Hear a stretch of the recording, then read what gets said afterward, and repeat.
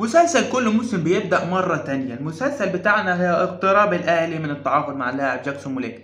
النادي الأهلي من 2019 2020 بيحاول يتعاقد مع اللاعب جاكسون موليكا، الأول في مازيمبي ورفض، وطبعا اللاعب انضم في أندية في تركيا كتير ونادي بشكتاش ولاعيبة تانية وكلام كتير وراح فين وجا منين. المهم انتقل في كذا فرقة في تركيا ولم يفضل النادي الاهلي. جاء اليوم بقى اللي نادي بشكتاش اللي هو واخد خدمات اللاعب جاكسون موليكا بيطلب الانضمام لاعب من النادي الاهلي، انضمام اللاعب اليو ديانج طبعا بشكتاش، والنادي الاهلي ما رحب طبعا لان في مقابل مادي كبير حتى الان وقابل الزياده اللي هي 7 مليون يورو. ولكن المشكله في اللاعب جاكسون موليكا، هل احنا فعلا مش لاقيين في وشنا غير جاكسون موليكا اللي احنا هنضحي بسببه عشان نقدر نجيبه؟ بس نضحي بافضل لاعب موجود عندنا في نص الملعب وافضل محترف جه النادي الاهلي.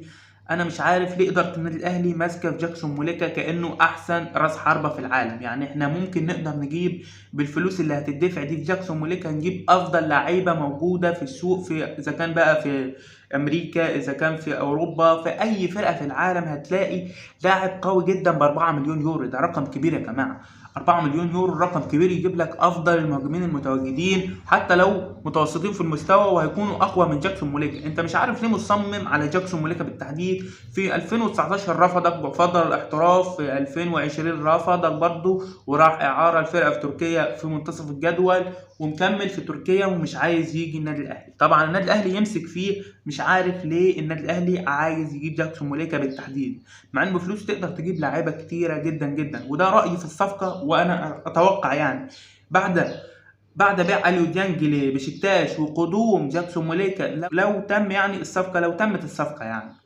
جاكسون موليكا لن يؤدي باي شيء مع النادي الاهلي، لانه اصلا جاي لانه النادي الاهلي مفيش قدامه غير النادي الاهلي. طبعا النادي الاهلي كبير وهيقول لك انا هلعب في النادي الاهلي وخلاص، ولكن هو اصلا مش مفضل انه فكره ان هو يلعب في افريقيا، مش فكره الاهلي. وانا مش عارف ليه الاهلي متمسك بجاكسون موليكا. كل ما يجي فتره انتقالات الاهلي وجاكسون موليكا، جاكسون موليكا يقترب من الاهلي، الاهلي خلاص يوقع مع جاكسون موليكا 5 مليون جاكسون موليكا. واقسم بالله اقسم بالله في لعيبه باقل من الارقام دي بكتير في انديه زي اسكتلندا، وعملنا فيديو عن لاعب في اسكتلندا قيمته لا تتعدى 1.5 مليون يورو. يا ريت تشوفوا من الارض هتظهر لاعب بامكانيات عالميه، ولاعب يعني يرمي جاكسون موليكا ده في سله الزباله، لا مؤاخذه يعني في سله الزباله. جاكسون موليكا مهاجم كويس ولكن مش بسببه ان احنا نضحي بافضل لاعب تواجد في النادي الاهلي في الفتره الاخيره. ده كان رايي في صفقه جاكسون موليكا وتبادل بين النادي الاهلي عشان جاكسون موليكا ورحيل اليو ديانج.